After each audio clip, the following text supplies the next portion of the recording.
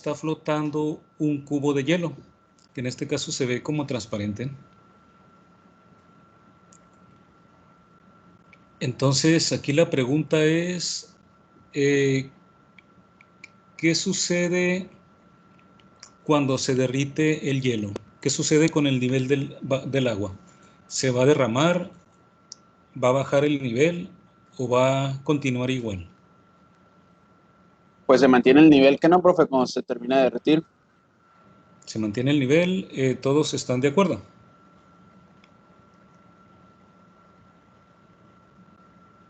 O aumenta la pequeña cantidad que no está dentro del vaso, del hielo. Al hacerse líquido, pues todo. Ok, entonces ahí ya van dos opciones. Cuando se derrite el hielo, el nivel se mantiene, y la otra es que cuando se derrita el hielo, ¿se desparramaría entonces o bajaría?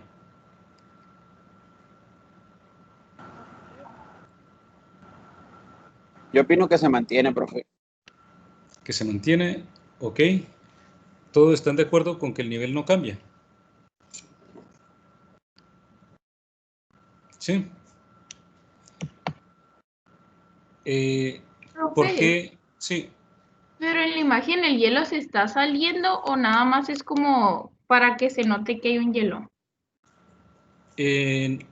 No, de hecho a propósito está saliendo porque el cubo, acuérdense que el hielo flota en el agua, entonces una pequeña parte del cubo está sobre la superficie del agua. O sea que el vaso tiene agua al ras. Está Entonces lleno. cuando se derrita el hielo se va a desbordar, ¿que no? Porque sobre la superficie del agua todavía hay un poco más de hielo. Sobre la superficie del agua está saliendo un poco de hielo, porque está flotando, ¿no? No todo, el hielo no está completamente sumergido. Y entonces, mientras el hielo está flotando, el agua está al ras, pero con el tiempo el hielo se va a derretir. Tu compañero dice que el nivel se va a mantener cuando el hielo se funda. Tú dices que se va a derramar. Sí. ¿Y Sí. los demás qué opinan? ¿Y qué Yo, más? yo creo que se Se va a va a mantener al ras igual. Yo también Se va a creo que mantener. igual. Yo digo que se desborda. A ver, alguien que diga por los que están diciendo que va a quedar al ras, ¿por qué creen que va a quedar al ras? Y de los que están diciendo que se desborda, ¿por qué creen que se desbordaría? Yo pienso que se va a quedar al ras porque en sí cuando tienes un vaso con hielos, cuando hay un hielo adentro, el nivel del agua pues tiende como a subir. Y pues cuando se derrite va a ser la misma cantidad de agua la que va a estar ahí. O sea, no le vas a agregar más agua a ese vaso. Yo pienso eso porque pues porque sigue la misma cantidad de agua, solo que está en diferente, ¿cómo se llama? Consistencia, por así decirlo. Fase. Sería en otro estado, ¿no? Sí, en otro Pasa estado. del estado sólido a estado líquido. Ajá, pero sigue siendo la misma cantidad de agua. O sea, A sigue ver, teniendo el mismo volumen. sí los convenció Ana Sofía. Sí. Sí. Sí, Sí, a profe. los que decían que se desbordaba también. Profe, es Sí. que sí es el mismo volumen, pero ¿y el volumen que está sobresaliendo del vaso? O sea, cuando se derrita, ¿en qué parte del vaso se va a acumular? Exacto, ese volumen se tiene que ir a algún lado. El volumen se tiene que ir a algún lado. Se Es que va. la diferencia es que el hielo, o sea, Ajá. el agua subió cuando el hielo entró en contacto con el vaso, pues con el agua, pues cuando el hielo entró en contacto, el agua ya subió todo el peso del hielo, pues. Entonces, al momento de quitar el hielo, el agua va a bajar, pues.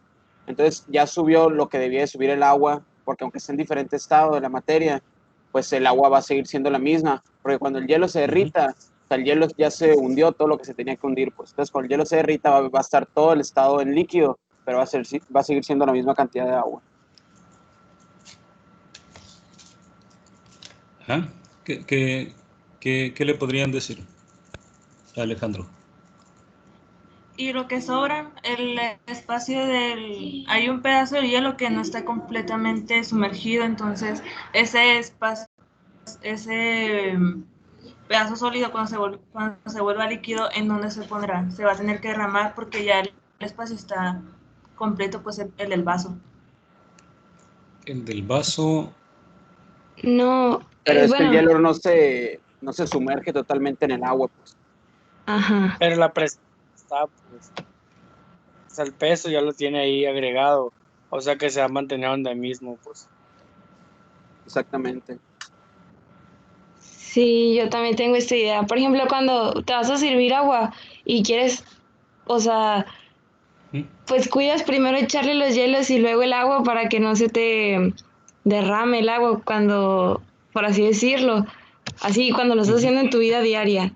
Y si le echas Sí. primero el agua y luego los hielos, ahí sí se te puede derramar, porque le Sí. estás añadiendo más del que ya hay.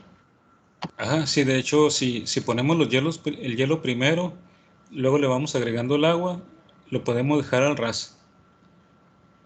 Pero no podemos primero llenarlo al ras y luego poner el hielo, ¿no? Sí, a eso me refiero. Ujú.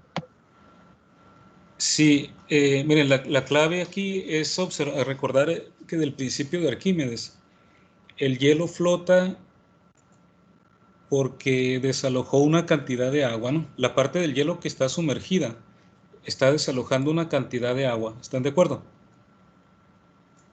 De acuerdo con el principio de Arquímedes, ¿cuánto debe de pesar esa cantidad de agua que el hielo está desalojando?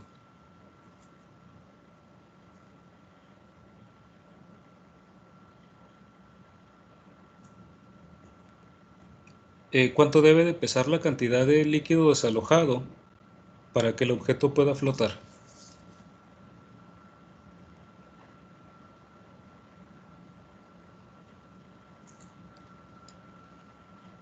Pues tiene que ser igual al peso, ¿no, profe? Ajá. La parte del agua que está siendo desplazada tiene que pesar, o sea, el agua desplazada tiene que pesar lo mismo que el cubo de hielo. Es decir, O que sea, la debe ser, parte... Ajá. Sí, adelante. Sí. o sea que debe de ser proporcional, le digo. De hecho, exactamente igual. La parte que está hundida del cubo desplaza una cantidad de agua igual al peso del cubo. Por eso, porque acuérdense que lo que pesa el agua desalojada por el cubo, debe de pesar exactamente lo mismo que pese el cubo. Por eso se mantiene flotando, ¿no? Ahora, esta cantidad que está sumergida del cubo es la parte que desaloja de agua. Y resulta que esa parte de agua, que es igual al volumen del cubo que está sumergida en agua, pesa igual que todo el cubo. ¿Sí me explico? O sea que el cubo tiene una parte por encima de la superficie del agua y tiene otra parte sumergida en el agua. El volumen del cubo que está sumergida en el agua, si fuera agua, ese mismo volumen que está sumergido, pesaría lo mismo que todo el cubo. ¿Sí? Porque es la parte de agua desalojada que debe de pesar igual que el cubo. Pero entonces, cuando el cubo se derrita, se va a convertir en agua. Pero ya sabemos cuánto pesa. Pesa lo que pesaría la cantidad de agua que está desplazada por el cubo. Es decir, cuando el cubo se convierte en agua, va a ocupar un volumen igual que el volumen desalojado, porque ese volumen desalojado pesa lo mismo que pesa el cubo. Entonces, si se convierte en agua, tiene que ocupar el mismo volumen que ocupa una cantidad de agua que pese lo mismo. Y la cantidad de agua que pesa lo mismo es la parte que está sumergida. Es decir, que el cubo, cuando se derrita, no va a provocar un derrame del agua. Va a quedar igual, exactamente el nivel. ¿Me expliqué? Sí, Sí, maestro. Profe, Sí, profe. Ok, y los que decían que se iba a derramar, ¿sí queda claro por qué no se derrama? Sí, profe, sí quedó claro.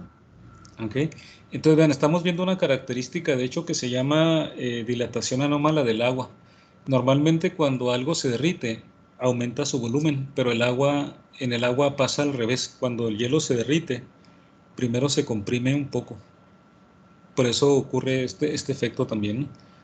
En la mayoría de las sustancias hubiera ocurrido al revés. Cuando se expande una sustancia, perdón, cuando se derrite una sustancia se expande. El agua primero se comprime. De 0 a 4 grados se comprime y luego ya después de 4 grados, entonces si seguimos aumentando la temperatura, entonces sí se empieza a expandir, ¿no? Pero cuando se derrite se comprime. Entonces, en este caso, el agua queda igual, exactamente el nivel, ¿no? Por eso, lo que decían de que si van a llenar un vaso con agua y hielo, primero hay que agregar el hielo, ¿no? Así le pueden echar agua hasta que al nivel que ustedes quieran. Cuando el hielo se derrita, el nivel va a quedar igual. ¿Sí? ¿Alguna duda? No, maestro. Bien, entonces vamos a un problema, bueno, otra pregunta también cualitativa. La pregunta es, ¿las personas que tienen que permanecer en coma tienen menos propensión a la formación de llaga? No es coma, aquí es cama, ¿no? Las personas que tienen que permanecer en cama, aquí me equivoqué, tienen menos propensión a la formación de llagas en sus cuerpos si utilizan una cama de agua en vez de un colchón ordinario. ¿Por qué?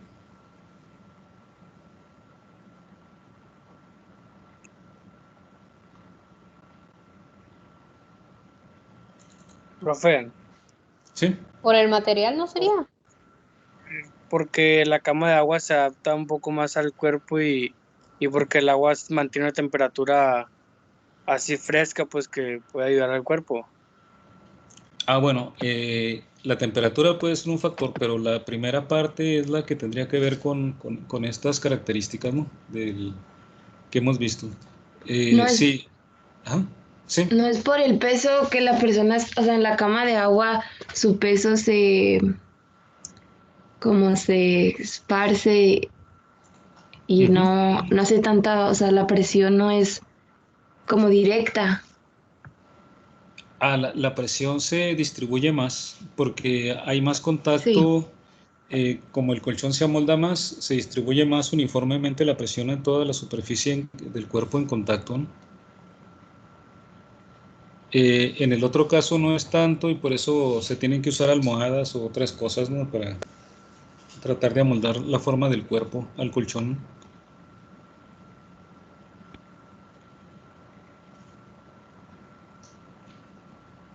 Sí. Exactamente.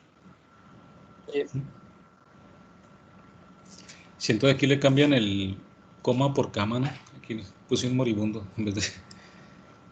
Ok, entonces estas son preguntas cualitativas. Y vamos a hacer entonces ahora un poco de cálculo.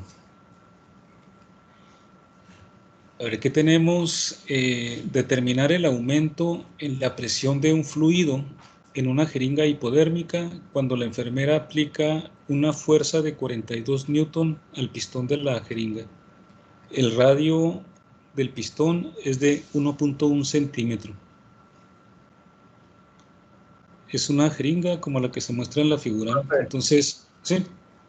sería ¿Ah? presión es igual a fuerza sobre área, entonces pues Ujú. la fuerza es 42 entre el área, pero como es circular, entonces Ujú. es pi por radio al cuadrado, y ya sería, me dio 110.487.72.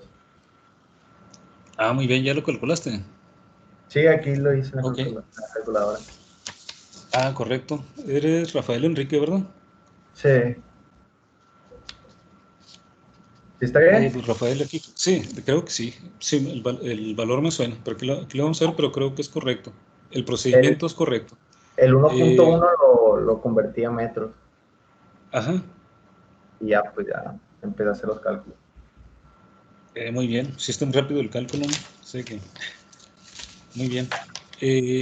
Sí, aquí sería la presión cuando la enfermera aplica la presión sobre el pistón de la jeringa, se transmite al líquido que está dentro, ¿no? Entonces sería la división, como dijo Enrique, la presión es la fuerza sobre el área. Aquí habla de un aumento de la presión porque se supone que ya hay una presión al momento, antes de que la enfermera aplique la presión, sería la presión que le aplica nueva eh, extra, ¿no? Por aplicar la presión, ¿no? Pero así se calcularía. Entonces sería la fuerza 42 newton sobre el área del pistón. El pistón es circular, entonces sería, como dijo su compañero, pi por el radio al cuadrado. El radio es 1.1 centímetros, si lo cambiamos a metros sería 0.011. Entonces, aquí yo le puse delta P para indicar que es un aumento de presión, pero el cálculo es igual, ¿no? La fuerza que se está aplicando sobre el área, entonces son 42 newton entre el área del pistón, que es pi, por el radio al cuadrado. Tienen que cambiar a metros, ¿no? Para que las unidades sean compatibles. Es el valor que te dio, ¿sí? Sí, 110.485.72. Pues sí, igual, redondeado. Sí. Ah, sí, es que aquí me quedé nada más con 2 dígitos. Ah, ok. Entonces sería 1.1 por 10 a la 5 pascales.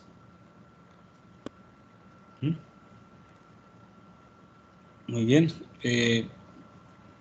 Verifiquen ahí todos el resultado. Está correcto el resultado, igual, ¿no? profe. También para que lo calculen. ¿Cuánto? Me da igual. Sí, muy bien. Aquí pues, es un problema por el principio de Pascal, ¿no? Que se transmite toda la presión que se aplica en el pistón sobre todo el líquido.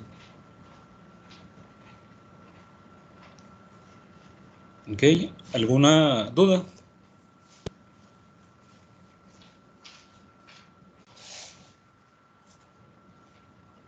Ok, entonces si no hay duda, vamos a hacer otro cálculo. Tenemos un tanque de 12 metros de profundidad y tiene su superficie expuesta a la atmósfera. Calcule la presión manométrica y la presión absoluta en el fondo del tanque.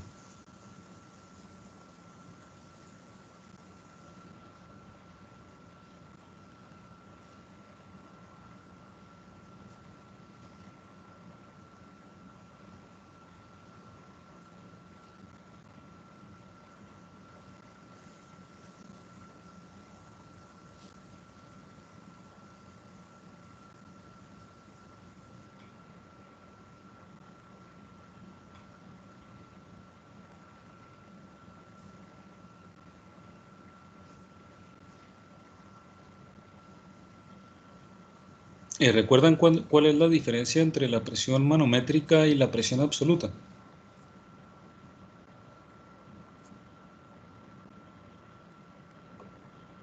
No.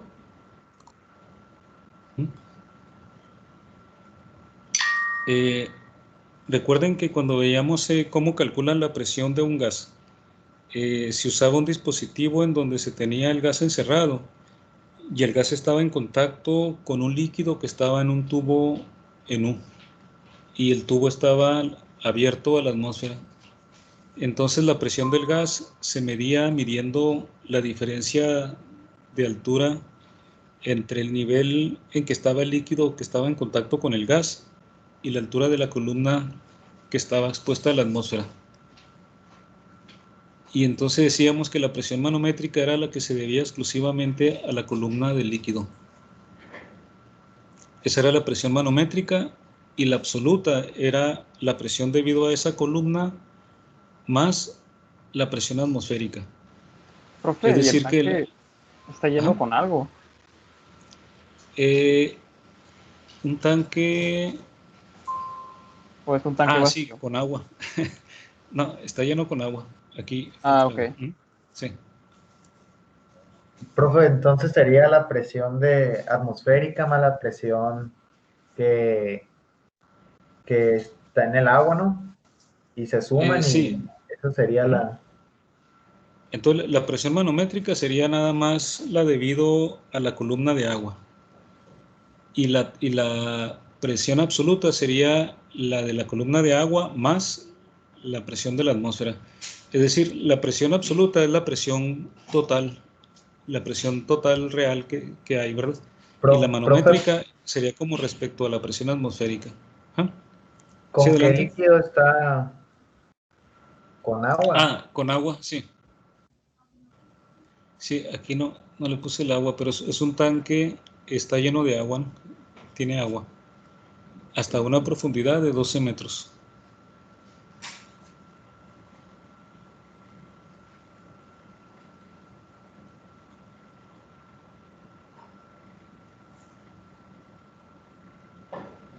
Sí, La, la presión sí que, absoluta me dio ajá, 218.600. 218,000, vamos a ver.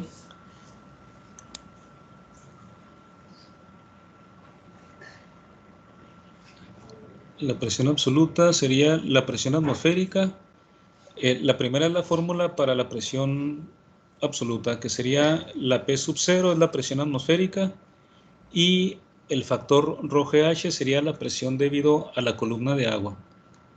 Entonces, la presión atmosférica es 1.01 por 10 a la 5 pascales. Ese sería el factor P sub 0. Y luego la densidad del agua la tomamos como 1000 kilogramos sobre metro cúbico. La G, 9.80 metros sobre segundo al cuadrado, por la profundidad, que sería la columna, la altura de la columna de agua, 12 metros.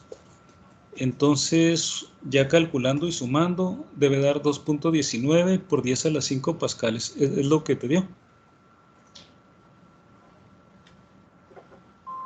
Me dio, pues no lo saqué, pero me dio, o sea, sí lo saqué, pero no lo convertí por 10 a la 5, así le puse, me salió 218.600. Ya redondeado, pues sí da. Sí, 218,600 lo podemos escribir como 2.19. Sí, 2.19 por 10 a la 5. Sí, es correcto, es el mismo resultado. Ahora, hagan el ejercicio de convertir estos 2.19 por 10 a la 5 pascales a atmósferas. Acuérdense que una atmósfera es 1.01 por 10 a la 5 pascales.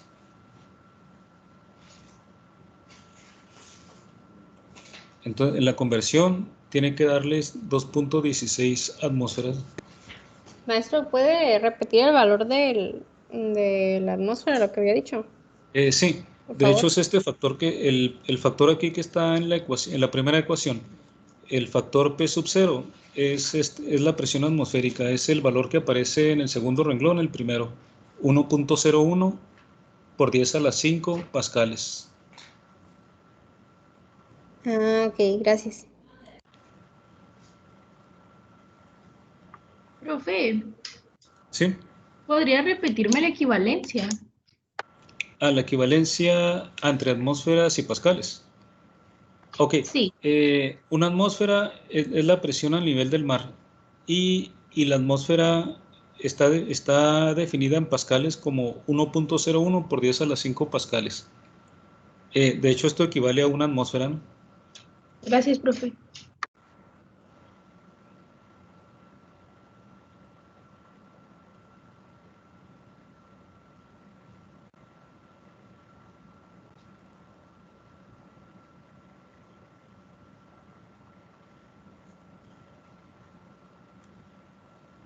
Ok, entonces al convertir en atmósferas debe darles 2.16.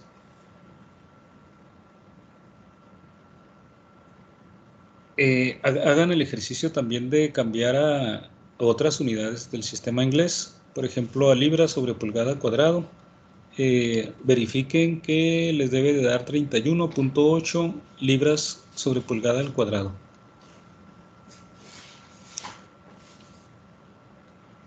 Ok, esa presión es la presión absoluta, es la atmosférica más la debido a la columna de agua.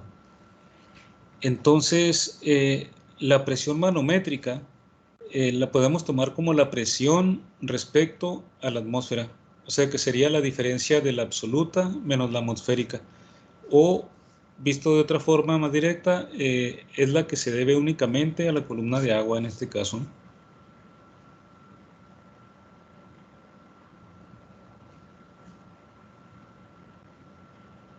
Aquí podríamos tomarlo directamente del factor ρGH o con la diferencia de la presión absoluta que recién se calculó menos la presión atmosférica. O sea, si mandamos el P sub 0 en la primera ecuación a la izquierda, nos quedaría P menos P sub 0 igual a ρGH. Entonces, cualquiera de los dos factores que quedan a la izquierda o a la derecha, eso es la presión manométrica. Si lo calculamos como la diferencia, P menos la presión atmosférica, la presión absoluta menos la atmosférica, sería la presión absoluta fue 2.19 por 10 a la 5 pascales y la presión atmosférica es 1.01 por 10 a la 5 pascales, entonces la diferencia sería 2.19 menos 1.01 por 10 a la 5 pascales.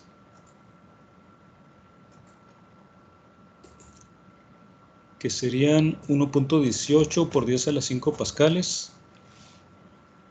Si lo cambiamos a atmósfera, serían 1.16 atmósferas.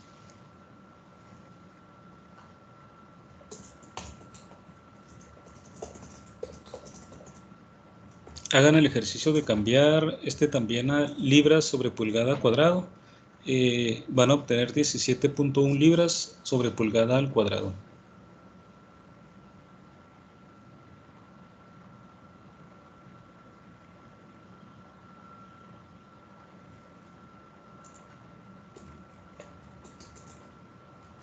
Profe, entonces la primera operación fue la presión absoluta y la segunda fue la presión manométrica.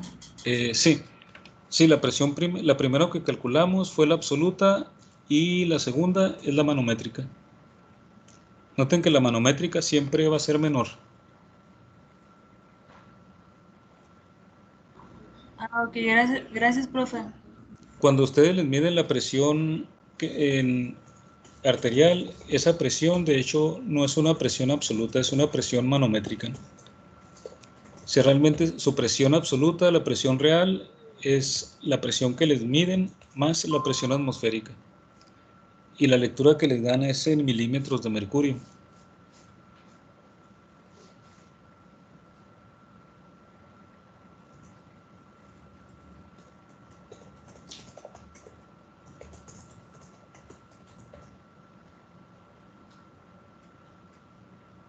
¿Okay? ¿Alguna duda del procedimiento?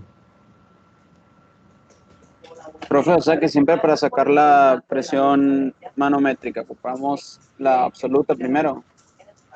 Sí, la absoluta menos la manométrica. O puede ser que tengan una forma de calcularlo directamente. Por ejemplo, aquí, como sabemos que la manométrica es ρGH, podríamos haberlo calculado también directamente, ¿no? De hecho, si calculan este factor ρGH, es este mismo valor, de hecho, 1.16. 1.16 atmósferas o en pascales 1.18 por 10 a las 5 pascales. O sea que en este caso particular lo podríamos haber calculado con ρGH también, porque es igual a P menos P sub 0. ¿Sí? Sí, profe. Profe, si el tanque hubiera estado tapado, la presión atmosférica caería sobre la presión manométrica. La presión, bueno, en este caso la presión manométrica es más, bueno, cuando estás expuesto, que estás, digamos, sintiendo también la presión de la atmósfera, siempre la presión manométrica, bueno, en este caso es menor, ¿no? o mayor. 5, no, la presión absoluta siempre es mayor porque es la suma de las dos. Es la presión atmosférica más la manométrica, ¿no? Esto es en casos en donde participan las dos. En este caso está la columna y además está expuesto a la atmósfera. Pero podríamos tener el caso, como describes, que esté tapado el tanque. Si está tapado el tanque, podemos tener una situación donde la superficie del agua que queda dentro del tanque, pero que esté tapado, que esté sellado, que no esté expuesta a la superficie a la presión atmosférica. Entonces, en ese caso, la presión absoluta en el fondo del tanque, ¿cuál sería? Sería nada más la manométrica, ¿no? Porque no está expuesto a la presión atmosférica. Sí les queda claro a todos por qué. O sea, en este caso tengo que sumar en el fondo la presión de la columna más la atmósfera porque la atmósfera está afectando, ¿no? Pero si yo tuviera la superficie de manera que estuviera sellado el tanque, entonces la superficie no estuviera expuesta a la atmósfera. Y entonces mi presión en el fondo nada más se debería al factor ρGH, ¿no? Esa sería a la vez la presión manométrica y la presión absoluta. Porque en ese caso no influiría esta presión P sub 0, ¿no?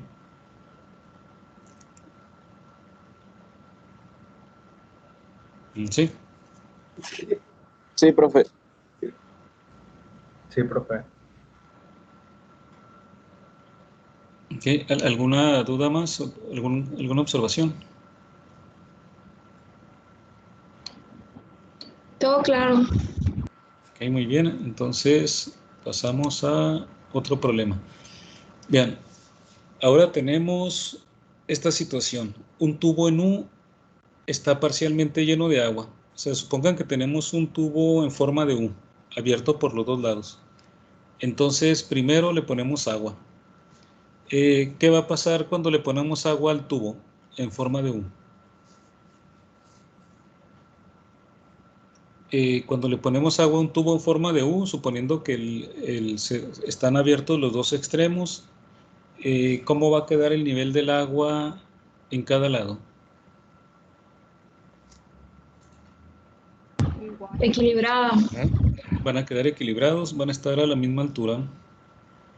Eso es cuando nada más tiene agua. O sea, siempre que tengan un solo líquido, entonces las dos ramas del tubo en U quedarían a la misma altura.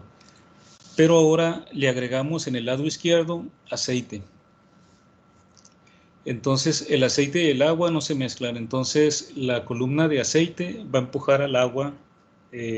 Si le ponemos el aceite por el lado izquierdo, va a empujar el agua, ¿no? De manera que el nivel del agua en el lado derecho va a subir. Entonces, aquí el problema es encontrar la relación que guardan las alturas de las columnas de aceite y de agua. La densidad del aceite la podemos tomar como 850 kilogramos sobre metro al cubo, sobre metro cúbico. Ok, entonces nos tomamos un minuto para ver cómo sería la estrategia y encontrar la relación entre las alturas. Noten que cuando tienen un solo líquido sí van a ser iguales las alturas, pero cuando ya ponemos otro líquido en uno de los lados, ya las columnas pueden tener diferente altura.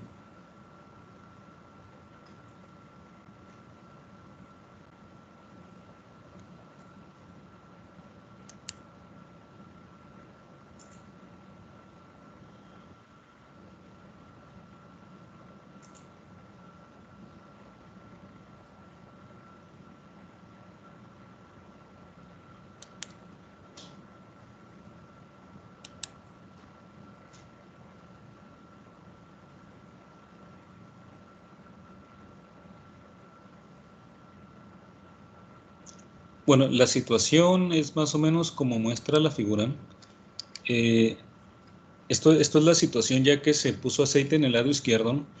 El aceite se pone por el lado izquierdo y entonces se empuja al agua hasta que ambas ramas quedan igual.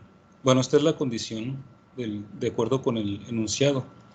Se agrega agua en el lado izquierdo hasta que la interfase aceite-agua queda en el punto medio del tubo. Entonces, con esta situación, la idea aquí es calcular qué relación tienen la altura de la columna de agua y la del aceite. De hecho, aquí está al revés el dibujo, ¿no? Porque en el enunciado decimos que agregamos aceite en el lado izquierdo, pero aquí está en el lado derecho, entonces nada más es cuestión de cambiar aquí lo que está en el lado izquierdo, en el derecho, y en el derecho el izquierdo. O sea, el aceite se agregó por el lado izquierdo de acuerdo al texto, pero en el dibujo está al revés, ¿no? Entonces, la columna más alta sería la del aceite, pero quedaría realmente en la izquierda. ¿Por qué esperamos que la altura de la columna del aceite sea mayor que la del agua?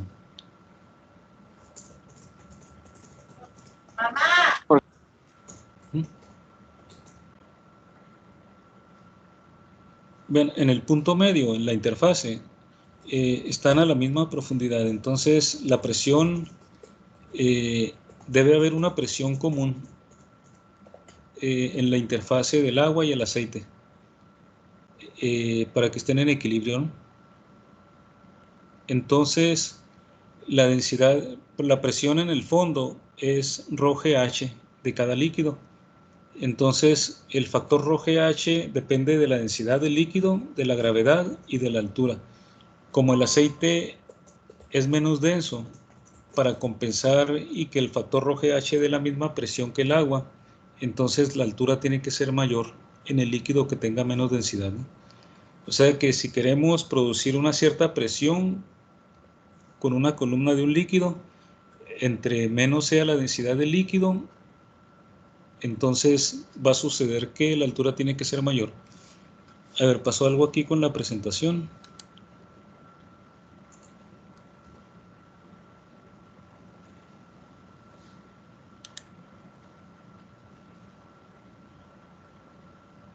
Parece que se había interrumpido la presentación. Aquí otra vez.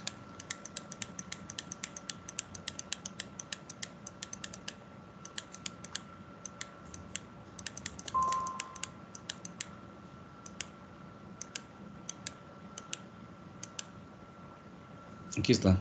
Si les decía que si queremos producir una cierta presión con una columna de líquido, de acuerdo a lo que tenemos, la presión debido a la columna es ρGH. Entonces, si la densidad del líquido es a menor densidad del líquido, necesitamos una altura mayor de la columna. Si el líquido es más denso, entonces necesitamos una columna menor. Entonces, el agua tiene densidad mayor que el aceite, por lo tanto, la columna de agua necesita una altura menor para producir la misma presión que el aceite.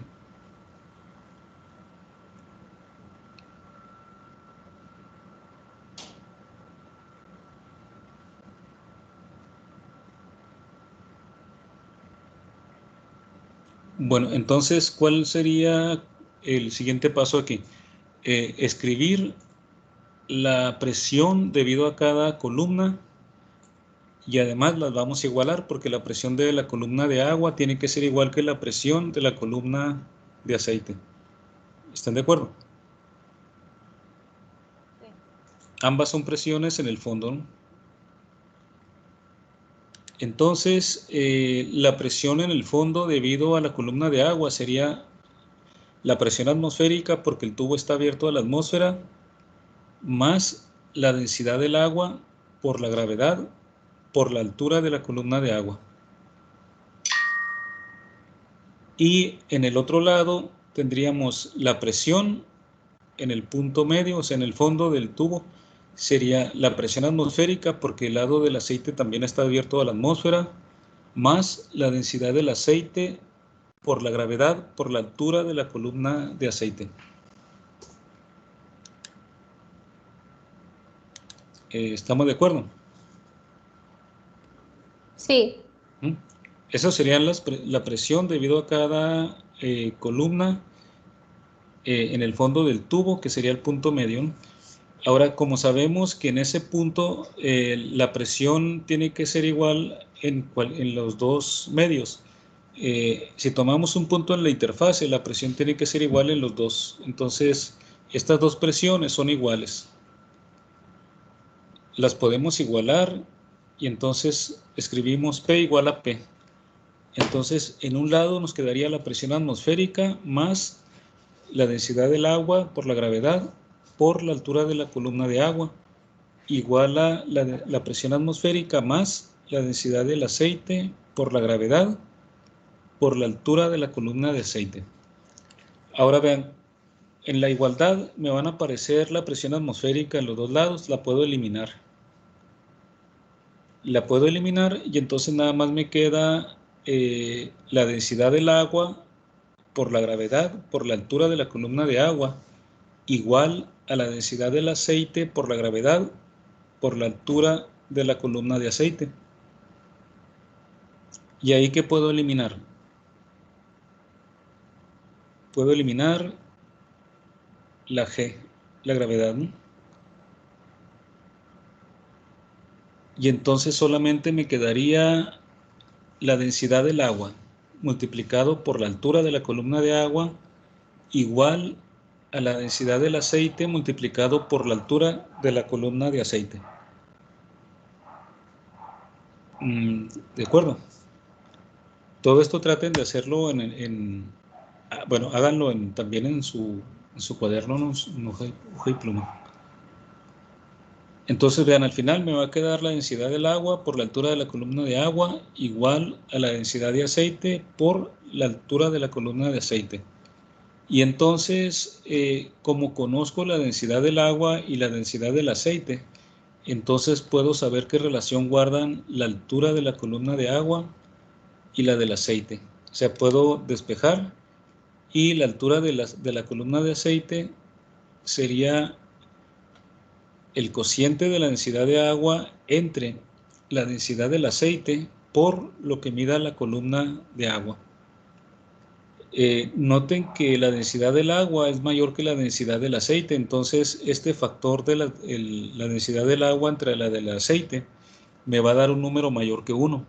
Por lo tanto, tengo que la altura de la columna de aceite es un número mayor que 1 multiplicado por la altura de la columna de agua. Entonces, la altura de la columna de aceite va a ser mayor que la altura de la columna de agua.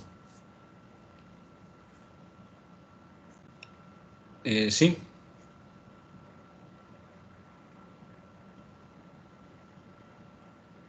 ¿Cómo vamos?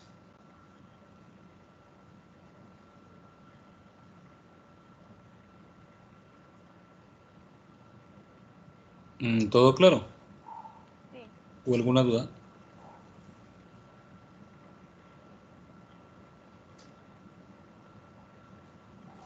Todo claro, profe. Sí. Muy bien. Vayan haciendo todos los apuntes, recuerden en cuaderno, ¿no? En detalle, para que les quede más claro también. Y cualquier duda, con confianza.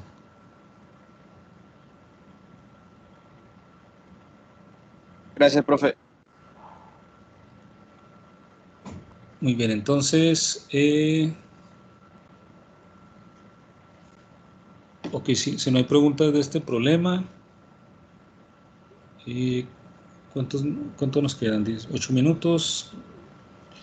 Bueno, yo creo que vamos a ocupar más tiempo para el siguiente, entonces, si gustan, si no hay alguna pregunta, pues lo dejamos hasta aquí por hoy y seguimos mañana, si no hay alguna duda.